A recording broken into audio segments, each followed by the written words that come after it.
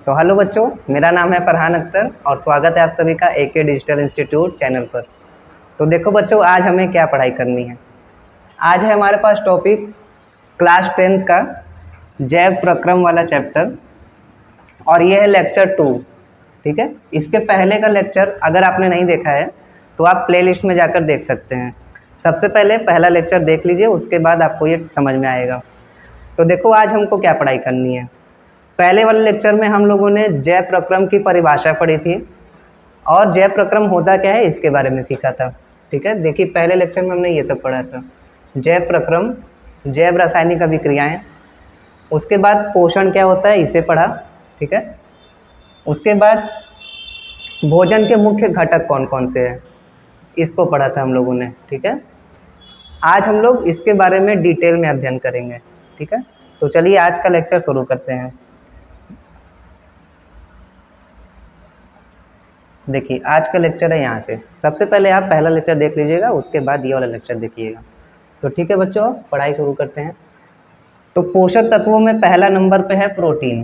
ठीक है, protein, spelling सही कर लीजिएगा। देखिए प्रोटीन क्या होता है, कार्बन, हाइड्रोजन, ऑक्सीजन व नाइट्रोजन से बनने वाले कार्बनिक यौगिकों को प्रोटीन कहा जाता है। ठीक है, कार्बन, नाइट्रोजन, हाइड्रोजन और ऑक्सीजन से बनने वाले कार्बनिक यौगिकों को कहा जाता है प्रोटीन। अब इस प्रोटीन का स्रोत क्या होता है, स्रोत मतलब हम इसे कहाँ से प्राप्त करते हैं। तो पहला स्रोत है मांस। ठीक है, मांस, मछली, दूध, अंडा, पनीर, दाल, गेहूँ, मूंगफली, बादाम आदि, ये सभी जो भोज्य पदार्थ हैं इन सभी से हमें मिलता है प्रोटीन। उसके बाद देखिए प्रोटीन का उपयोग क्या क्या है। प्रोटीन सबसे पहले बनाता है जीव द्रव्य को। जीव द्रव्य क्या होता है, जीव द्रव्य का मतलब है कोशिका के अंदर पाए जाने वाला द्रव्य।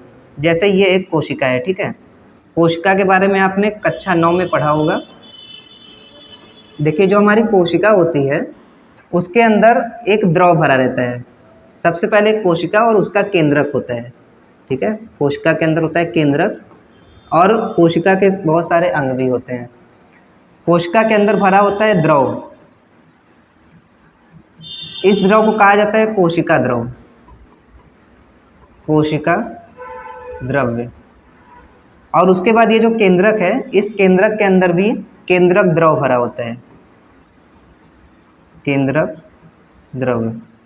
ठीक है, तो केंद्रक द्रव्य और कोशिका द्रव्य इन दोनों को मिला करके कहा जाता है जीव द्रव्य। ठीक है, तो प्रोटीन का पहला कार्य है जीव द्रव्य का निर्माण करना।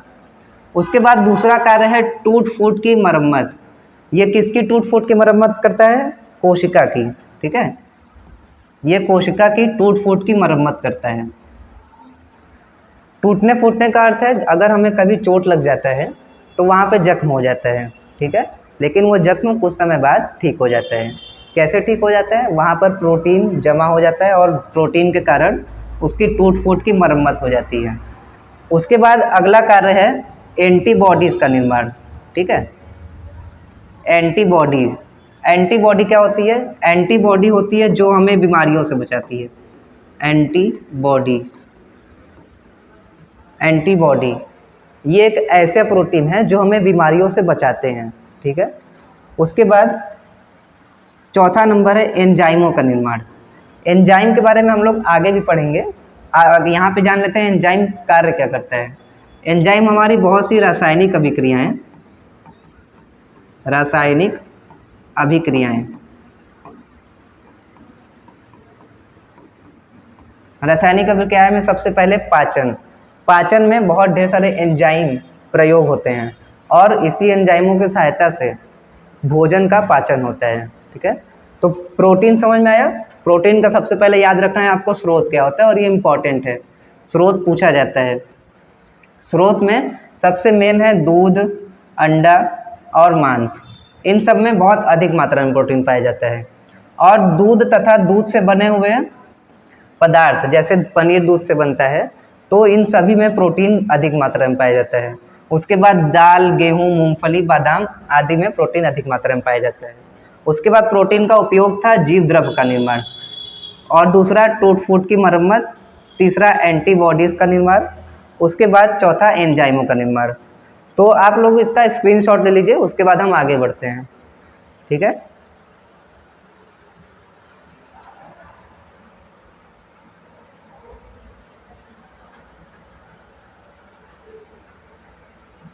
आज हम लोग पूरा पोषक तत्वों के बारे में पढ़ेंगे बेटा।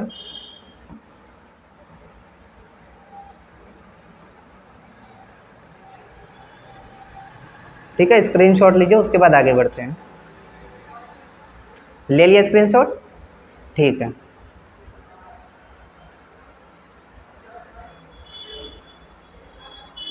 तो प्रोटीन के बाद प्रोटीन का कमी से क्या क्या रोग होता है वो हम लोग पढ़ लेते हैं। तो हेडिंग है हमारा प्रोटीन की कमी से होने वाले रोग। ठीक है, पहला रोग है क्वाशरकर। क्वाशरकर ये रोग का नाम है। ठीक है, ये होता है प्रोटीन की कमी से। अब इस रोग में क्या क्या होता है देखिए, बाजू एवं टांगे, बाजू मतलब हमारे हाथ, और टांगे बहुत पतली हो जाती है। ठीक है, बहुत पतली हो जाती है। दूसरा, भूख कम लगती है। ठीक है, उसके बाद मानसिक विकास नहीं होता, मानसिक विकास नहीं होता। उसके बाद बाल सूखे होते हैं आदि, बाल सूखे होते हैं आदि। उसके बाद त्वचा पीली एवं शुष्क रहती है। तो इस रोग के ये सभी लक्षण थे। ठीक है, ये सभी इसके लक्षण थे। किसके कमी से होता है? प्रोटीन के कमी से होता है। क्वाशरकर के बाद दूसरा रोग है सूखा रोग। सूखा रोग यह किसके कमी से होता है? ऊर्जा की कमी से। ठीक है, ऊर्जा या फिर शक्ति के कमी से और प्रोटीन की कमी से भी। दूसरा, इसमें बहुत कमजोरी रहती है। तो देखिए, अगर ऊर्जा नहीं रहेगी हमारे पास तो क्या होगा? बहुत कमजोरी रहेगी। ठीक है, उसके बाद विकास रुक जाता है। विकास मतलब कोई अगर बच्चा है तो वो अच्छे से विकास नहीं कर पाता, यानी वो बड़ा नहीं हो पाता है अच्छे से। ये किस में होता है? 6 से 12 महीने के बीच, 6 से 12 महीने के बच्चे के बीच, यानी जो बच्चा 6 से 12 महीने का है उसमें यह रोग होता है। उसके बाद है डायरिया। इस रोग के कारण डायरिया भी हो जाता है। डायरिया में उल्टी आता है और दस्त होता है। ठीक है, दस्त मतलब जानते हैं आप, लूज मोशन। उसके बाद सांस गति तेज, सांस गति तेज हो जाती है, यानी वो तेज तेज से सांस लेता है। तो देखिए, पहला क्वाशरकर था जो प्रोटीन के कमी से होता था। इसमें क्या क्या हो रहा था? बाजू और टांगे बहुत पतली हो गई थी। उसके बाद भूख कम लगती थी। फिर मानसिक विकास नहीं होता था, बाल सूखे रहते थे, और जो त्वचा है, स्किन है, वो पीली और शुष्क, शुष्क मतलब सूखी हो जाती थी। ठीक है, उसके बाद दूसरा रोग सूखा रोग। इसमें ऊर्जा की कमी और बहुत कमजोरी तथा विकास रुक जाता है। 6 से 12 महीने के बच्चों के बीच होता है ये। और डायरिया हो जाता है, डायरिया में उल्टी और दस्त होते हैं। उसके बाद सांस गति तेज हो जाती है। तो चलिए इसका स्क्रीनशॉट ले लीजिए, उसके बाद हम आगे बढ़ते हैं।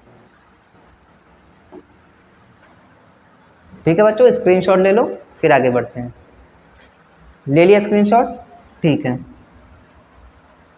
तो देखो बच्चों, दूसरा जो हमारा पोषक तत्व है वो है वसा। वसा या फिर चिकनाई, जिसको इंग्लिश में फैट भी कहते हैं। इंग्लिश में कहते हैं फैट। ये हमारा दूसरा पोषक तत्व है। ये क्या होता है? सी मतलब कार्बन, हाइड्रोजन, ऑक्सीजन से बनने वाले कार्बनिक यौगिक, उनको कहा जाता है फैट या फिर चिकनाई या वसा। अब इसका स्रोत क्या क्या है? ठीक है, स्रोत इसका है पहला मक्खन। जो चिकनी चीज़ें होती हैं ना, जैसे आप मक्खन जानते हो वो चिकना होता है थोड़ा, घी हो गया ये चिकना होता है। मक्खन, पनीर, दूध, घी, नारियल, बादाम और सरसों, ये सभी इसके स्रोत हैं। यानी जो फैट मिलता है हमें इन सभी चीज़ों से मिलता है। आगे आदि भी लिख सकते हैं क्योंकि और भी चीज़ें होती है आदि। देखिए, उसके बाद फैट का उपयोग क्या है हमारे शरीर के अंदर? उपयोग क्या है इसका? पहला चीज़ है कि ये ऊर्जा देता है। जैसे हमको कार्बोहाइड्रेट, आपको पहले लेक्चर में बताया था कि कार्बोहाइड्रेट भी ऊर्जा देता है और ये फैट भी ऊर्जा देता है। दूसरा नंबर पे है संग्रहण। संग्रहण मतलब होता है इकट्ठा होना। ठीक है, संग्रहण मतलब होता है इकट्ठा होना। जब हमारे शरीर में चिकनाई अधिक मात्रा में बढ़ जाती है तो ये शरीर में जमा हो जाता है। जब बहुत ज़्यादा चिकनाई बढ़ जाती है तो ये शरीर में जमा हो जाता है, जिससे जो इंसान होता है वो मोटा दिखने लगता है। ठीक है, उसके बाद यह ताप को भी नियंत्रित करता है, ताप को नियंत्रित करता है, हमारे शरीर के ताप को नियंत्रित करता है। उसके बाद कोशिका कला का निर्माण करता है। कोशिका कला क्या होती है? जैसे ये हमारी कोशिका है, ठीक है, तो इसके जो बाहर वाली, सबसे बाहर वाली परत है, इसी को कोशिका कला कहा जाता है। कोशिका कला, जो कोशिका के सबसे बाहर वाली परत है, इसी को कोशिका कला कहा जाता है।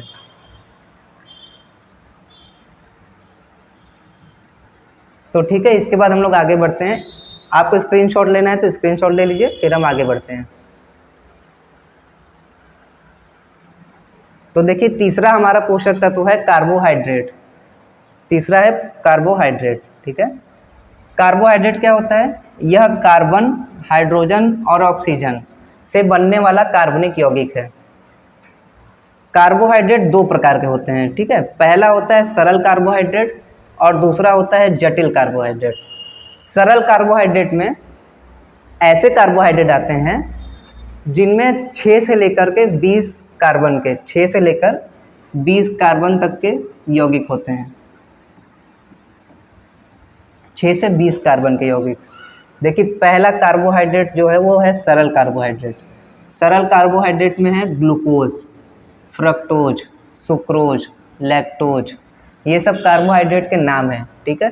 ग्लूकोज को हम लोग, ग्लूकोज सुना होगा, जैसे ग्लूकोज हमें क्या करता है? एनर्जी देता है, ये आपने सुना है। ग्लूकोज वाला ड्रिंक पिया होगा ना, उसमें क्या पाया जाता है? ग्लूकोज पाया जाता है और ये हमें एनर्जी देता है। उसके बाद फ्रक्टोज, ये जो फ्रक्टोज है ये ज़्यादातर फलों में पाया जाता है, जो फल शर्करा होती है उसी को फ्रक्टोज कहा जाता है। उसके बाद सुक्रोज, सुक्रोज पाया जाता है गन्ने में, ठीक है। जो गन्ने के अंदर, गन्ना जिस चीज़ की वजह से मीठा लगता है हमें, वो होता है सुक्रोज।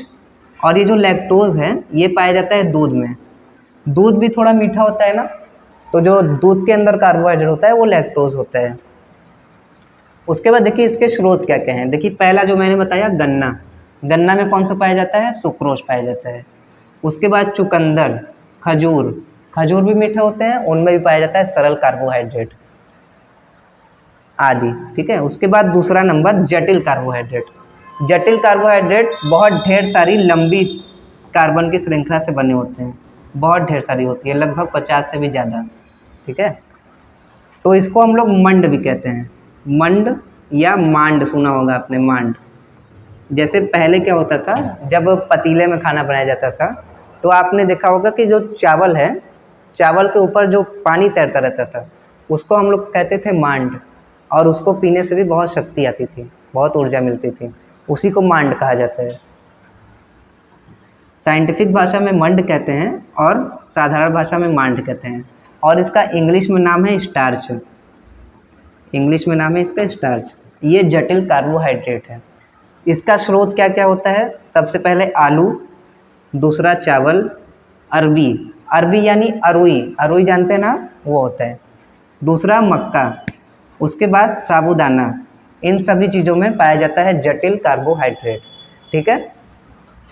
तो इसका स्क्रीनशॉट लीजिए, उसके बाद हम लोग आगे बढ़ते हैं।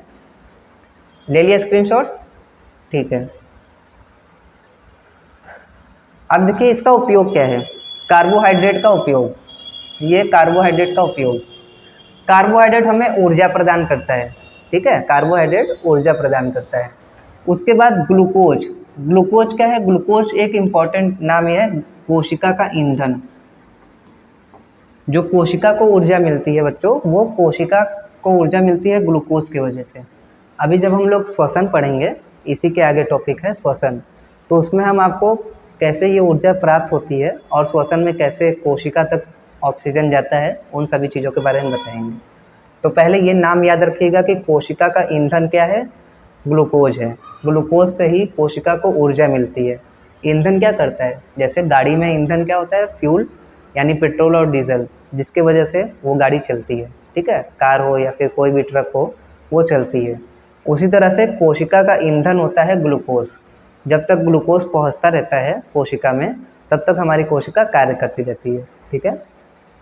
उसके बाद अतिरिक्त ग्लूकोज, अगर हमारे शरीर में बहुत ज़्यादा ग्लूकोज हो गया है, जैसे हम लोग बहुत ज़्यादा मीठा सामान खा रहे हैं, मिठाई खा रहे हैं, तो उससे जितना ग्लूकोज इस्तेमाल होना चाहिए उससे ज़्यादा बढ़ जाता है। ठीक है। अगर ये बढ़ जाता है तो क्या होता है, देखिए बढ़ जाने से ये ग्लूकोज जो होता है एक रसायन में परिवर्तित हो जाता है जिसका नाम है ग्लाइकोजन। और ये जो ग्लाइकोजन है, ये ग्लाइकोजन देखो, ग्लूकोज ग्लाइकोजन में बदलकर, ग्लूकोज ग्लाइकोजन में बदलकर यकृत में एकत्रित हो जाता है। ठीक है, यकृत किसको कहते हैं, ये हमारे पेट का अंग है। ठीक है, यकृत पेट का अंग है। अभी हम लोग पाचन में इसको डिटेल में पढ़ेंगे। देखिए उसके बाद ये उपयोग था कार्बोहाइड्रेट का। फिर चौथे नंबर पे जो पोषक तत्व है वो है खनिज लवण। खनिज लवण को हम लोग इंग्लिश में मिनरल्स भी कहते हैं। खनिज लवण क्या करता है, खनिज लवण उपापचयी क्रियाएं हमने पहले लेक्चर में पढ़ा है क्या होती हैं। जो उपापचय होता है वो दो क्रियाओं का सम्मिलित रूप होता है, पहला कैटाबॉलिज्म और दूसरा एनाबॉलिज्म। ठीक है, इन दोनों क्रियाओं के चलते ही हम जिंदा रहते हैं। तो आपने पहला लेक्चर नहीं देखा है तो आप उसको ज़रूर देख लीजिएगा, वरना ये वाला वीडियो आपको समझ में नहीं आएगा। ठीक है, पहला लेक्चर प्लेलिस्ट में अवेलेबल है, उसको ज़रूर जाके देख लीजिए। उसके बाद देखिए ये क्या है, शरीर के अंगों का निर्माण में सहायक, शरीर के अंगों के निर्माण में सहायक होता है। जो खनिज लवण है ये शरीर के अंगों के निर्माण में सहायक है। तीसरा पॉइंट कैल्शियम, ये है कैल्शियम, Ca मतलब कैल्शियम, और फास्फोरस, ये दोनों खनिज लवण के उदाहरण हैं। ठीक है, कैल्शियम और फास्फोरस। जो हमारी दांत हैं, दांत और हड्डियाँ, ये इन्हीं दोनों से बनी होती है, कैल्शियम और फास्फोरस से। देखिए जैसे यहाँ पे लिखा था ना, शरीर के अंगों के निर्माण में सहायक, तो ये भी तो हमारे शरीर के अंग हैं, दांत और हड्डियाँ। हड्डियों से ही तो हमारा ढांचा बना हुआ है। ठीक है, तो ये शरीर के निर्माण में सहायक कैसे हैं, क्योंकि कैल्शियम और फास्फोरस ये दोनों खनिज लवण हैं और इनसे ही हमारा दांत और हड्डियाँ बने होते हैं। उसके बाद Fe क्या है, Fe है आयरन। ठीक है, Fe है आयरन। देखो जो Fe होता है उसके वजह से एक प्रोटीन का निर्माण होता है जिसका नाम है हीमोग्लोबिन। ये हीमोग्लोबिन हमारे रक्त में पाया जाता है। ठीक है, अभी हम लोग आगे इसको पढ़ेंगे। यहाँ पे ये जान लीजिए कि जो रक्त का रंग लाल होता है वो होता है हीमोग्लोबिन की वजह से। ठीक है, और हीमोग्लोबिन में पाया जाता है Fe यानी आयरन, और आयरन भी एक खनिज लवण है। ठीक है, तो चलिए इसका स्क्रीनशॉट ले लीजिए, उसके बाद हम आगे बढ़ते हैं। ठीक है, ले लिया स्क्रीनशॉट। ठीक है, लास्ट में हमारा पोषक तत्व है विटामिन। ठीक है, 5वां नंबर विटामिन। विटामिन क्या करता है, यह शरीर को प्रतिरक्षा प्रदान करता है। प्रतिरक्षा का मतलब मैंने बताया था, प्रतिरक्षा का मतलब होता है जब शरीर किसी बैक्टीरिया या वायरस के प्रति अपनी सुरक्षा करता है, अपनी रक्षा करता है, तो उसको हम लोग प्रतिरक्षा करते हैं। जैसे आपको अगर सर्दी हुआ हो, ठीक है, जो सर्दी होता है वो भी एक वायरस की वजह से होता है। ठीक है, और अगर आप दवा नहीं करते हैं तो सर्दी 2-3 दिनों में ठीक हो जाता है या 3-4 दिनों में ठीक हो जाता है। तो ये अपने आप ठीक कैसे हो गया, क्योंकि शरीर ने प्रतिरक्षा की है, अपनी रक्षा की है, इस वजह से वह ठीक हो गया। तो विटामिन का परिभाषा क्या होगा, शरीर को प्रतिरक्षा प्रदान करने वाले जटिल कार्बनिक यौगिक, ठीक है, या पदार्थ, जटिल कार्बनिक पदार्थ। देखिए पहला पॉइंट यहाँ पे लिखा हुआ है जल में घुलनशील। जल में घुलनशील, घुलनशील का मतलब क्या है, जैसे यहाँ पे हमने जल लिया है, मान लीजिए एक डिब्बे में जल लिया है, ये है जल। जल में घुलनशील, घुलनशील मतलब अगर हम जल में इसको डालते हैं तो वो पूरी तरह से घुल जाता है। विटामिन के प्रकार होते हैं 6, ठीक है, यहाँ पे लिखा हुआ है BCADEK। जो जल में घुलनशील विटामिन होता है वो है B और C। यहाँ पे भी एक बात बता देता हूँ मैं कि जो C विटामिन होता है वो पाया जाता है नींबू में। ठीक है, जो विटामिन C है वो पाया जाता है नींबू में। तो जैसे आपने नींबू का पानी पिया होगा ना, तो जब हम इसके अंदर नींबू डालते हैं, जल के अंदर नींबू डालते हैं तो वो घुल जाता है पूरी तरह से। क्यों घुल जाता है पूरी तरह से, तो ये जो विटामिन होता है C और B ये जल में घुलनशील होता है। ठीक है, उसके बाद वसा में घुलनशील, वसा में घुलनशील विटामिन होते हैं ए, डी, ई और के। ठीक है, इतना समझ में आया। चलिए इसके बाद आगे बढ़ते हैं।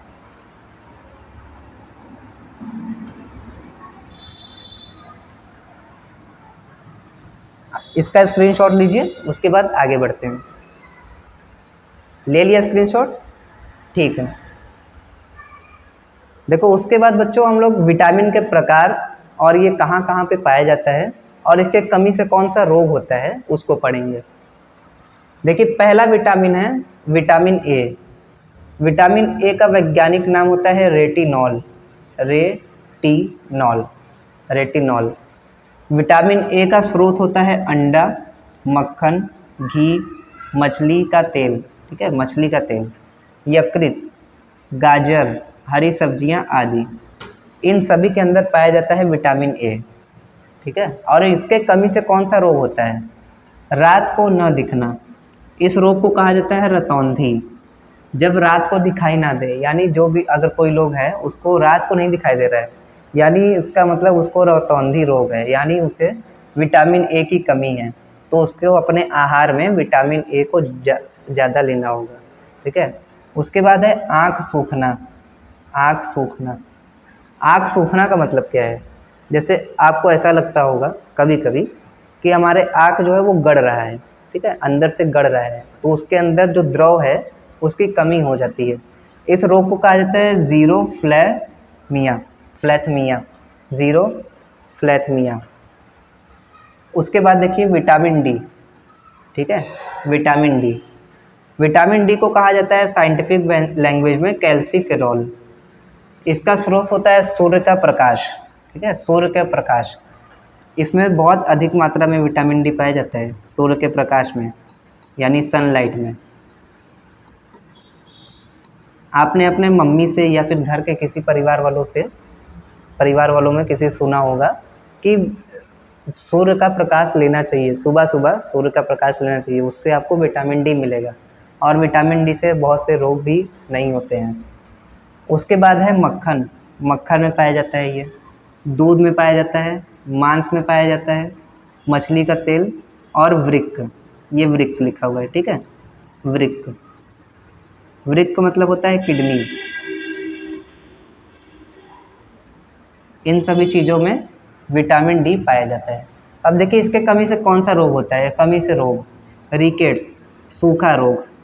सूखा रोग जो हम लोग प्रोटीन के कमी से पढ़े थे, बिल्कुल वही है ये विटामिन डी के कमी से भी होता है सूखा रोग। ठीक है, उसके बाद है विटामिन ई।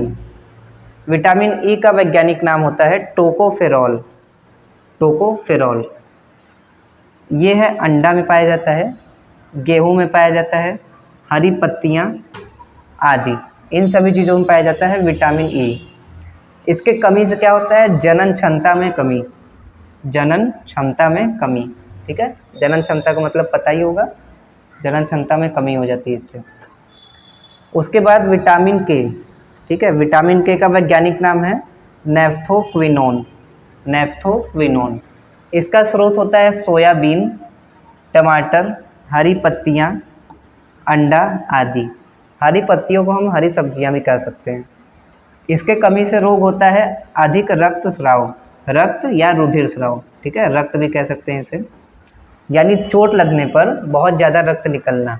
किसके कमी से होगा? विटामिन के की कमी से। तो ठीक है, इसका स्क्रीनशॉट लीजिए, उसके बाद हम लोग आगे बढ़ते हैं। ले लिया स्क्रीनशॉट, ठीक है। तो देखो उसके बाद है हमारा विटामिन B1। ये जो विटामिन बी होता है ये भी कुछ प्रकार के होते हैं, जैसे 1, 2, 3, 5। विटामिन बी के भी 3-4 प्रकार हैं। तो पहला है विटामिन बी में विटामिन B1। इसको कहा जाता है थाइमीन। ये वैज्ञानिक भाषा में थाइमीन कहा जाता है। इसका स्रोत होता है अनाज के छिलके। अनाज के छिलके, ठीक है, फलियाँ। ठीक है, उसके बाद ईस्ट। ईस्ट क्या होता है? खमीर सुना है आप लोगों ने? खमीर, उसको ईस्ट कहा जाता है, खमीर। उसके बाद दूध आदि, इन सभी में पाया जाता है विटामिन B1। इसके कमी से रोग होता है बेरी बेरी। बेरी बेरी रोग में जो हमारा स्किन है, जो चमड़ी है, वो सफ़ेद हो जाता है, ठीक है, सफ़ेद हो जाता है। उसके बाद विटामिन B2, विटामिन बी का दूसरा प्रकार है विटामिन B2। इसको कहा जाता है रिबोफ्लेविन, रिबोफ्लेविन। इसका स्रोत है ईस्ट, यहाँ भी इसका स्रोत ईस्ट होता है। गेहूँ, यकृत और मांस, इन सभी चीज़ों में विटामिन B2 पाया जाता है। इसके कमी से कौन सा रोग होगा? पहला है किलोसिस। किलोसिस रोग में होंठ जो होते हैं वो फटते हैं, ठीक है, बहुत ज़्यादा फटते हैं होंठ। दूसरा ग्लोसाइटिस, ग्लोसाइटिस में हमारे जीभ में सूजन आ जाता है, जीभ में सूजन आ जाता है। तीसरा नंबर है डर्मेटाइटिस। डर्मेटाइटिस में त्वचा फटती है, त्वचा फटती है, यानी उसके ऊपर पपड़ी जैसा जम जाता है त्वचा के ऊपर। देखिए उसके बाद है विटामिन B3। विटामिन B3 का नाम है पेंटोथेनिक अम्ल, पेंटोथेनिक अम्ल। इसके स्रोत क्या क्या हैं? स्रोत है टमाटर, मूंगफली, ईस्ट, दूध, मांस और अंडा, ये सभी विटामिन B3 के स्रोत हैं। इसके कमी से भी डर्मेटाइटिस होता है। डर्मेटाइटिस में क्या होता है? त्वचा फटती है, ठीक है। देखिए उसके बाद विटामिन B5। B5 का वैज्ञानिक नाम है निकोटिनिक अम्ल, निकोटिनिक अम्ल या फिर एसिड, अम्ल को एसिड कहा जाता है, ठीक है। इसका स्रोत होता है मांस, मछली, ईस्ट, दाल, अनाज आदि, ठीक है। ये सब किसका स्रोत है? विटामिन B5 का। और इसकी कमी से कौन सा रोग होता है? एक रोग है, इसका नाम है पैलाग्रा, पैलाग्रा। इस रोग में जीभ व त्वचा पर, जीभ और त्वचा पर पपड़ी जम जाती है, पपड़ी जम जाती है, ठीक है। पपड़ी का मतलब जानते हैं ना, सफ़ेद स्किन हो जाती है ऊपर की, ठीक है। तो इसका स्क्रीनशॉट लीजिए और हम लास्ट वाला बात करते हैं। देखिए उसके बाद है विटामिन B6। विटामिन B5 तक पढ़ चुके हैं, उसके बाद विटामिन B6। B6 का नाम होता है पायरिडॉक्सिन, पायरिडॉक्सिन। इसका स्रोत होता है शुष्क फल, शुष्क फल, यानी इंग्लिश में कहा जाता है ड्राई फ्रूट्स, ड्राई फ्रूट्स, जैसे बादाम, मूंगफली, खजूर, खजूर नहीं सॉरी, ड्राई फ्रूट्स, ठीक है। उसके बाद दूध, सब्जियां, अनाज आदि, ये सभी इसके स्रोत हैं। इसके कमी से कौन सा रोग होगा? एनीमिया। देखिए एनीमिया क्या होता है? एनीमिया में खून की कमी हो जाती है, खून की कमी, ठीक है। एनीमिया रोग में खून की कमी हो जाती है। और दूसरा, इसमें वजन में कमी हो जाती है, जो शरीर का वजन है उसमें बहुत कमी हो जाती है। किसके वजह से हो जाती है? विटामिन B6 की कमी से, ठीक है। उसके बाद है विटामिन B12। विटामिन B12 का नाम है साइनोकोबालामीन, साइनोकोबालामीन। यह किस में पाया जाता है? ये पाया जाता है मांस, मछली, दूध और अंडा में, ठीक है। इसके कमी से रोग होता है रक्त अल्पता, रक्त अल्पता। रक्त अल्पता का मतलब भी होता है खून में कमी, खून में कमी, ठीक है। उसके बाद विटामिन C, लास्ट में है हमारा विटामिन C। विटामिन C का वैज्ञानिक नाम है एस्कॉर्बिक एसिड, एस्कॉर्बिक एसिड। यह विटामिन C पाया जाता है ज़्यादातर खट्टे फलों में। खट्टे फल जैसे कौन कौन से? मैंने सबसे पहले अभी आपको बताया था विटामिन C के बारे में कि यह पाया जाता है नींबू में। तो नींबू कैसा होता है? खट्टा होता है। और दूसरा ऑरेंज यानी संतरा, और कौन सा होगा? मौसम्बी, ठीक है, मौसम्बी आदि। जो जो भी फल खट्टे होते हैं उन सभी में पाया जाता है विटामिन C। हरी सब्जियां, ठीक है, हरी सब्जियां। और लास्ट में रसीले फल, यानी जिनसे रस बनता है या फिर जिनका जूस बनता है, उन फलों में ये विटामिन C पाया जाता है। तो ठीक है, आज हमको इतना ही पढ़ना था। यहाँ पर हम लोगों ने एक बार देख लेते हैं कहाँ से शुरू किया। देखिए यहाँ से, प्रोटीन से। सबसे पहले हमने पढ़ा था प्रोटीन। प्रोटीन क्या है? कार्बन, हाइड्रोजन, ऑक्सीजन और नाइट्रोजन वाले कार्बनिक यौगिकों को प्रोटीन कहा जाता है। प्रोटीन कहाँ कहाँ पाया जाता है? स्रोत मांस, मछली, दूध, अंडा, पनीर, दाल, गेहूँ, मूंगफली, बादाम आदि में। और इसका उपयोग क्या क्या है? ठीक है, हमारे अंदर इसका क्या क्या उपयोग है? पहला, जीव द्रव का निर्माण। जीव द्रव किस में पाया जाता है? कोशिका में पाया जाता है। ठीक है, जीव द्रव का निर्माण करता है ये। दूसरा, टूट फूट की मरम्मत। किसकी मरम्मत करता है? कोशिका की मरम्मत करता है, कोशिका की मरम्मत। उसके बाद एंटीबॉडीज़ का निर्माण। एंटीबॉडीज़ क्या करती है? बीमारियों से रक्षा करती है। तो एंटीबॉडीज़ को बनाता कौन है? प्रोटीन बनाता है। उसके बाद एंजाइमों का निर्माण। ये एंजाइम क्या करते हैं? ये हमारे बहुत से रासायनिक क्रियाओं को नियंत्रित करते हैं। जैसे पाचन, की जो क्रिया है उसमें बहुत ढेर सारे एंजाइम भाग लेते हैं और उसी वजह से हमारा पाचन पूर्ण होता है। तो ठीक है, ये था प्रोटीन का निर्माण। प्रोटीन का स्क्रीनशॉट अगर आपको लेना है तो आप ले लीजिए। उसके बाद देखिए, प्रोटीन की कमी से होने वाला रोग हम लोग पढ़े थे। पहला रोग था क्वाशरकर। इस रोग में बाजू और टांगें बहुत पतली हो जाती थी और भूख कम रखती थी। उसके बाद मानसिक विकास नहीं होता था। उसके बाद बाल सूखे हो जाते थे तथा त्वचा पीली और शुष्क रहती थी। उसके बाद पढ़े थे हम लोग सूखा रोग। सूखा रोग में ऊर्जा की कमी से होता था।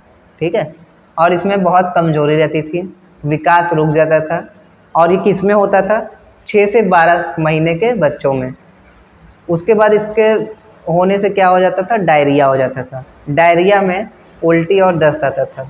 उसके बाद सांस गति तेज गति थी। उसके बाद हमने पढ़ा वसा के बारे में। वसा क्या है? कार्बन, हाइड्रोजन और ऑक्सीजन से बनने वाले कार्बनिक यौगिक को वसा कहा जाता है।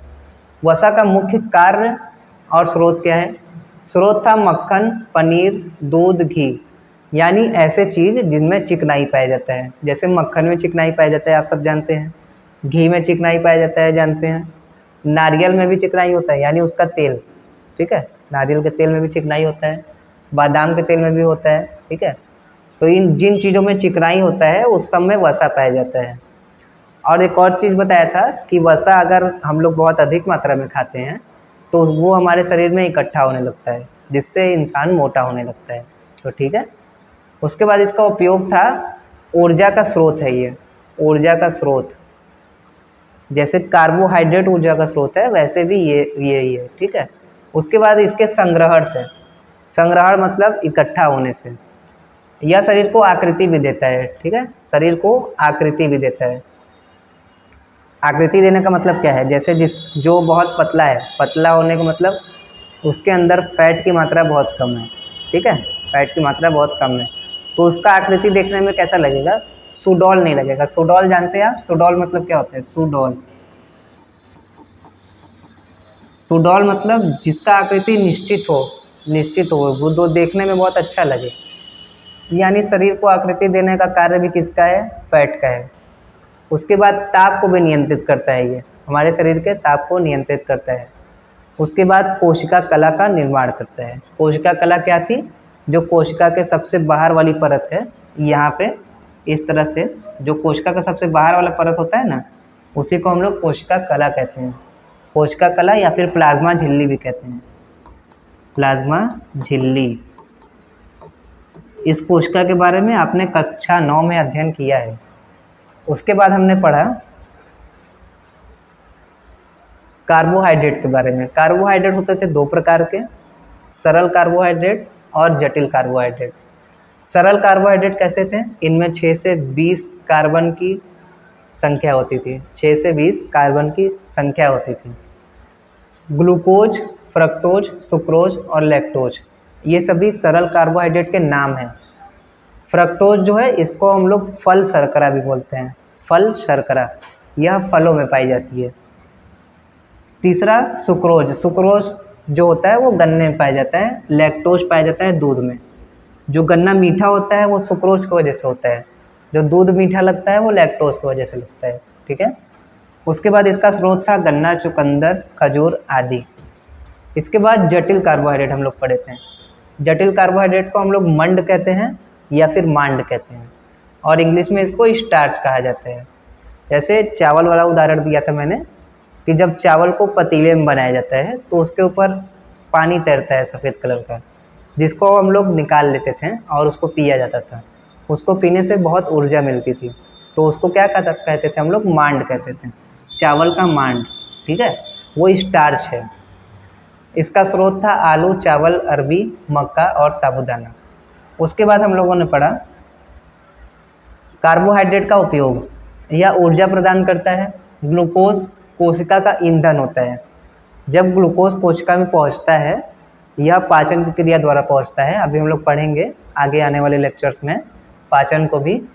यह ग्लूकोज कोशिका का ईंधन होता है। ग्लूकोज की वजह से ही ऊर्जा को शक्ति मिलती है।